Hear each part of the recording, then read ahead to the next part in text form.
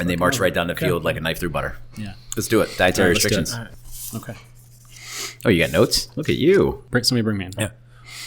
Welcome back to Restauranttopia. I got Dave Ross, Anthony Hamilton, and today we're going to talk about dietary restrictions, what you need to know, how to use them, and how to market to your customers who have dietary restrictions and are going to seek your restaurant out because you are servicing their needs. Imagine a perfect world where you can build a restaurant, open the doors, and make loads of money. Unfortunately, those days are over. It takes great leadership, hard work, and long hours to operate a successful restaurant. Together, we can make it happen. This is Restauranttopia.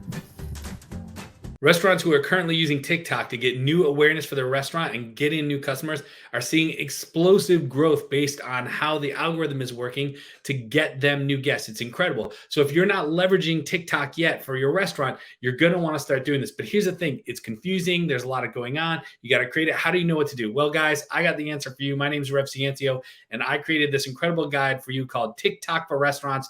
What you need to know. Now, when you get this, it's a 20-page TikTok strategy guide for restaurants. It is the exact step-by-step process that your restaurant brand needs to go to get started, to build a strategy that works and create an engaging content that works on the platform. It is legitimately a complete walkthrough of everything you need to know. You're going to download this guide and it's going to walk you through do step 1, do step 2, do step 3. That's what I like. I like to be told, hey, I'm good at following instructions and you can too when you get this guide.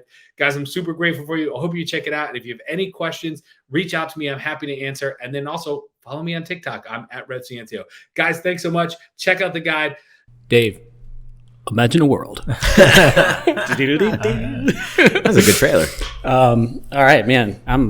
You've shot out of a cannon, Brad. I love this. I'm super excited about this. I know I worked with a customer 3 weeks ago talking all about dietary restrictions because, and maybe not in the medical side of dietary restrictions, but in the health conscious side, because it was the new year and so many customers are looking for keto friendly, protein friendly, vegan, all the different options that are out there. So we tailored a menu of the chef's choices for these things and marketed towards the customer base for these items because they saw a little dip off because maybe the customer thought that their items were unhealthy or they didn't have food options there.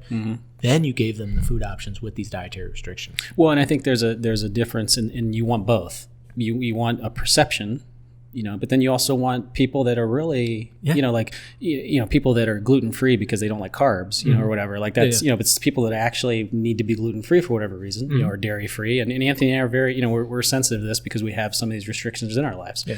But this is not something that's going away. This is not a trendy thing that you're going to have like cauliflower pizza crust. This is something that's going to be here for a while, and we need to double down on this. I'm going to ask you guys one question. Do you guys make your dining out decisions that on restaurants that cater towards your dietary restrictions? 100%. 1,000%. Correct. Only because I went up. Okay. You 10 up 10 me. times. I went to 10 times. So if you have these items on your menu and you market to your customer base, they're going to come in because they're actually looking for that. Well, I think here's the good example. And I love that you and I are banting about this and Anthony's pent up, like ready to explode. So I'm just going to keep talking over him. So here's the example I like to use because I think everybody's seen this. Do you guys remember the Domino's? I think it was Domino's. Yeah. The pizza stealer or the... Noid. No. I'm thinking of the family. Yeah. And the daughter always wants something else. Like everybody's like, yeah, pizza. And she's like, oh, I want a salad. And they're like, we can't go to the pizza place. Yeah, whatever it was. Like, is the pizza ruiner or something? Yeah, whatever it was. They had a funny. They had a funny. We'll put the link in the show to notes. it. But what I'm saying is like that's what's happening outside of your restaurant when people are making dining decisions based on people that have dietary restrictions. Yeah. Okay. I can't remember what it was. We were trying to decide restaurants, and Il Rione is a great restaurant, pizza place in Cleveland. Amazing pizza, awesome, high quality, unbelievable ingredients. And we were going out with some neighbors, and it was 6 of us. And they're like, we're going to go to Il Rione. Yeah. And I'm like, I'm gluten-free and dairy-free. Yeah. It's going to be tough. This is going to be tough. Wait, does pizza have those things? Yeah, a little bit. Oh, okay. Yeah, it was true. We ended up not going there. So, I mean, and it wasn't like I don't know if they have a salad, but my wife is the one that stands up for me all the time. I never say anything. Yeah. But she's like, nah, can't do that. You know what I mean? Good for her. But that sucks. My wife wears pants too, Dave. Now, I'm not saying if you're a pizza shop that you need a gluten-free, dairy-free. Like, okay, I'm not saying get ridiculous, but I'm saying like those decisions are being made, and that's maybe an extreme example.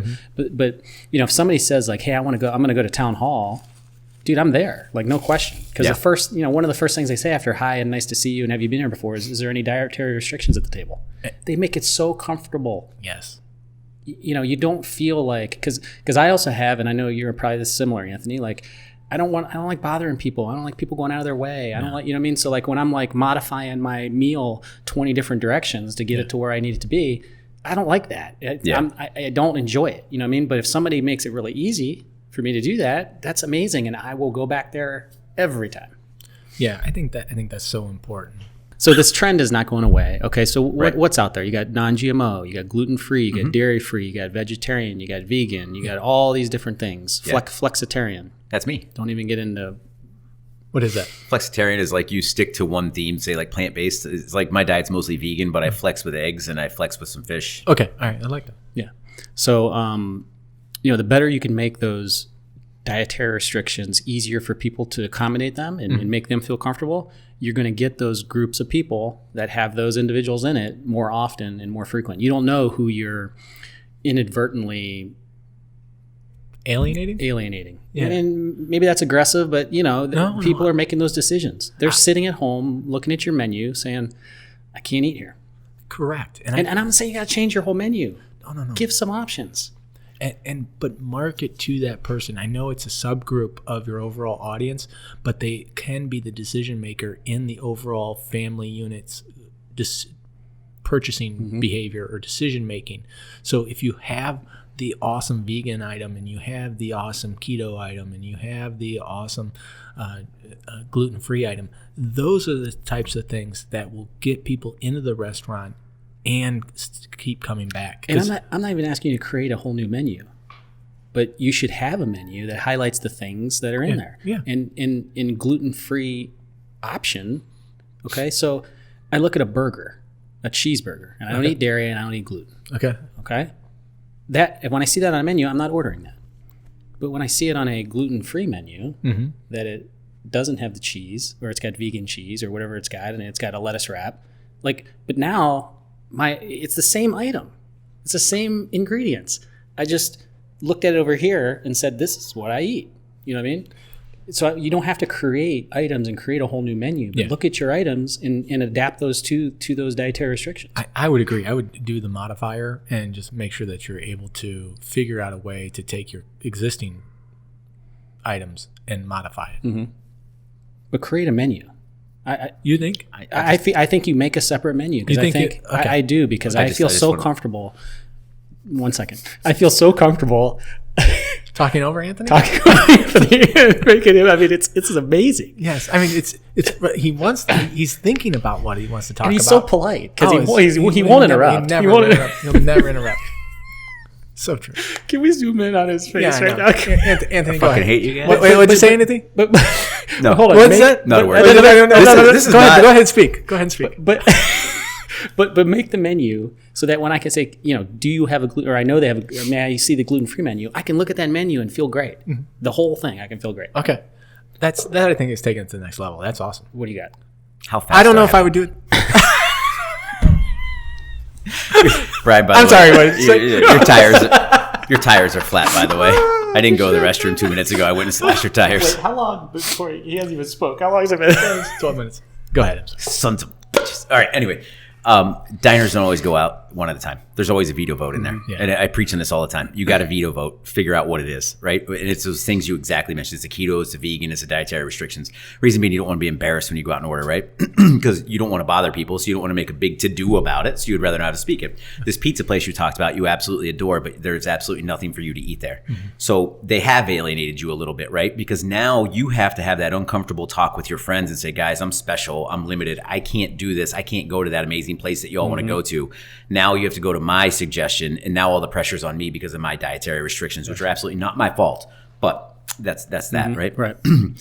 Separate menu, absolutely, especially depending what type of concept you're in. Almost all of them, you can just simply take a component from separate dishes and put them together as new dishes. So you don't have to create prep items. Yeah. So you can take this sauce, this starch, this protein, and now you have a heart healthy fish dish, right? So your line cooks need to be trained up on it. You put a build sheet up, the order comes back, heart healthy fish or whatever you're going to call it, and they have the ingredients already. They just got to reassemble them. Can you put some examples in the show notes? Because I owe you nothing at this point.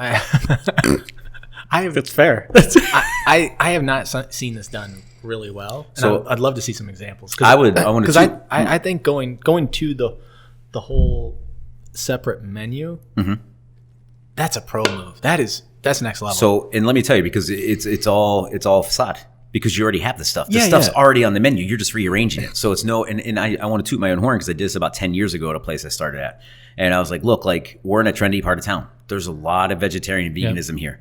Let's cater to those folks. Yeah. And all we have to do is take 15 to 20 minutes. Me and the chef sat down and we just organized some dishes and we printed it on nice cardstock.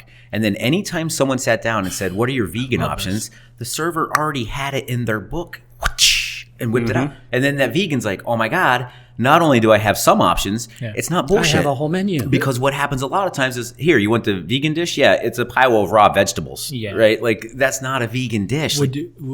And I would say, train your staff when they hand out the menus. Would you like to see our vegan options? Like, cater right towards that. Or would you like to see our dietary restriction options? That's what I would actually do it towards. And then make the menu where it had 5 in each category or whatever it is in each category that you could kind of it's got to be robust, right? And I'll give you the greatest example is that restaurant I spoke about, Town Hall. They always ask, are there any dietary restrictions at the table? Okay. I am to a point now, because I've navigated the menu and have been helped and know everything, that I have dietary restrictions, but I always say no because I know exactly what I'm ordering. You know, I mean, they've already tailored it. Tailored it. So I don't need to say it because I'm already there. Right. They've trained you.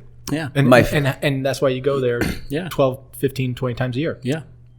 We eat out a lot, if anyone on the show ever wonders that. Like, I usually only have one lunch, sometimes part of the job. Yeah, no, it's part of the job.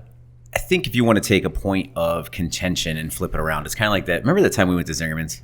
Oh, yeah. That was a gold standard, right? So essentially they had a dietetic concierge. The minute they found, oh, nice, sorry. No, you're good. You got to get in here sometime. Yeah. So Dave and I go up to order, and Zingerman's is an amazing place, and we're both looking at the menu like, crap, what are we going to do? And we started deliberating, and the girl's like, you ready to order? And we're like, no, and we're talking, and then she picks up on it, and then Dave said something, or I said something, or the topic came up about dietary restrictions. And out of the woodwork came this girl with an iPad, and she was a dietetic concierge, and she coached us on what to eat and how to maximize our experience. And even gave us the insurance of in the back of the house that they separate. And it was so next level, like beyond comfort, right? So it takes the separate menu's great, but when you have an individual there that's tailoring your experience to your needs, you feel real special. That was off the charts. Yeah, like I don't even know how you duplicate it. Well, you can, and I'll tell you why. It doesn't always. It's not always efficient, but you could have your chef go out to the table or your kitchen manager. Someone's got to be well versed in it. But now all of a sudden that point of nervousness and contention, now you got to hang out with the chef at the place. Now you got that special attention. Now they really displayed how hospitable they are to you. And so if you can afford that time, that's next level stuff. And now you have a friend for life because now that customer comes in, they talk about, oh my God, I met so-and-so. What a great chef. They made this amazing meal and blah, blah, blah. And it goes back to what we're talking a lot of this season about is communication and making your customer feel heard. So what are the bullet points here? What are the takeaways, guys? Things you can do now. Okay, so designate items on your menu. I think first, like you know, the stuff that meets those criteria is designate them on the menu. So people, I think that's the bare minimum. Yeah, put the GF, and a lot of restaurants do a put decent the GFO, job of that. Yep. Put the V, do all those things. Okay, designate items that with a small modification can be there. So again, you know, kind of the same thing. Make a completely separate menu. I love that one too. That I think I've put that in practice and it's worked phenomenally. So it takes that veto vote into a nomination. And take that menu and market it to your local vegan society. Market it to your gyms. Market it to the people who have these. What's the type of doctor that you see for like stomach problems and stuff like that? Like a gastro doctor, but I mean, it's a voodoo doctor, isn't it? Yeah, basically. No, but there's a list online of those doctors. Oh, yeah. Market to their offices. Oh, wow, that's next level. Even I didn't even think about that. I don't think he'll get much there. You don't? They just want to prescribe medication. Have a day of the week. Really? Like your dietitian and stuff? No, I thought you were talking about like a gastroenterologist or Oh, whatever. I was talking about gastroenterologist, but I like the dietitian. Yeah, because that's who dietitians you for really sure. consult with. The gastro doctor, they just want to put Pump it up you your full. ass and give you medication. Yeah, well, because they're getting more of a kickback from the pharmaceutical companies don't they'll give ever a get from shit. your restaurant. I mean, literally, my gastro doctor told me, I said, what should I do? Should I eat differently? Said And she nothing. literally looked at me and said, no, just take the medicine. medication. Yeah, stop. She said, maybe you cut back on dairy. Maybe. Maybe, like if you want.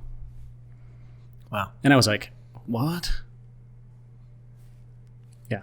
So anyways, what other things? My doctor did not say that. Yeah. My doctor was the complete opposite. Yeah. He gave me books to read. He told me No, it's amazing. You're Yeah. lucky. Yeah, You're lucky. No, that's Oh, my 'cause- doctor gave it to me straight, and it was not a negotiation. Mr. Yeah. Hamilton, if you want to live, this is what you're going to do. Yeah. I'm like, oh shit, okay. Did you like that first 40 years? And and the thing is, like, she literally almost in the same breath was talking about 30% increase in colon cancer, and then and almost in the same breath was like, no, eat whatever you want. I'm like, what the fuck? So, anyways, we're getting off topic. We got another episode. So, what else? Have a day of the week focusing on some of these restrictions. So, the really evident one out there is vegan night. You know what I mean? So if you've got a chef or some culinary guys that can put together some great vegan dishes, do a vegan night. Have those people come in Thursday night, vegan night, and have a menu for them, And then train your staff. Town hall example, the Zingerman's example, like train them to make everybody feel comfortable, ask the questions, have the answers. And if you do that, you're gonna have a better luck of capturing business that you didn't even know you lost. I love it. Thanks, Dave. These are Yeah, good. I mean, listen, I couldn't agree with you more on this, Dave, to be honest with you. I want to disagree, but I can't. This is absolutely imperative because the health conscious routine is picking up speed. It's not going away. I see it every day with my students. They eat so much more healthy than I ever even dreamed of when I was a kid. And it's across the board, across majors. They're conscious of it and it's top of mind. Yep. Yeah. Thanks, guys. Appreciate it. Thanks for That was listening. a great episode, man. Awesome. This is a high quality pod. Thank you, everybody. Take care. Adios. Thank you for listening to Restaurantopia. The gratitude that we have for each and every one of you spending your precious time to listen to this podcast is immeasurable. Please make sure to tell a friend about this podcast. And also, if you have any feedback for us, visit us on restaurantopia.com and drop us a line. You can also subscribe on your favorite place to listen to podcasts. Thank you and have a great day. We also want to thank our sponsor, Hillcrest Food Service. If you are a local independent restaurant and are looking for a distributor who has chef and operational consulting, provides marketing support, does menu reviews, and most importantly, wants you to be successful, reach out to Hillcrest Food Service at hillcrestfoods.com. We are excited to announce the Restaurantopia VIP Text Club. Join by texting the word podcast to 844-928-4257. You will get access to exclusive content, industry news, deals, announcements, pro tips, and more. The VIP Text Club is an exclusive community of independent restaurant owners and professionals. Join today. Message and data rates may apply. Please check our website for our terms of service and privacy policy.